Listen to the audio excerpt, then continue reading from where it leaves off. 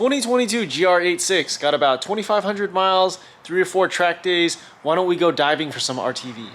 It was tough for me to get a clear picture on this one. See some black strings, some dark gray, but it's not like that top screen is completely plugged up, so not so bad. When I sent the owner the pictures of the oil strainer and what we pulled out, the owner halfway joked that this was the normal amount of RTV inside the oil strainer.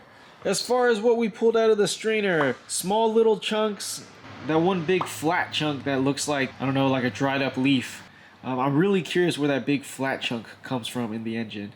Reliability mods for track use, that's the theme of this car being here today. Oil pan drop with the oil strainer cleaning. As usual, SYMS oil pan baffle install. We are also doing Jackson Racing oil cooler kit. This kit retains the liquid to liquid cooler. I know it looks tall, but that OEM GR86 filter still fits, still clears the hood. Lines get routed under the headlight, over the crash bar.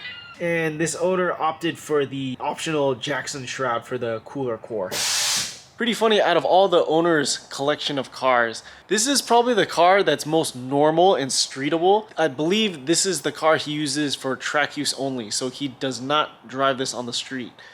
These are exactly the reliability mods I would recommend if you had a Gen 2 for track use. So, oil pan drop, oil strainer cleaning, SYMS oil pan baffle, Jackson Racing oil cooler. We are going to run a higher viscosity 5W30 for track use. There's been some debate about oil starvation still, even with an oil pan baffle, and I've heard some local guys are overfilling these by half a quart. I think we need more testing to see, but that just seems to be a band-aid local guys have been using, overfilling the track cars by half a quart to mitigate the oil starvation on high G loads and hard cornering.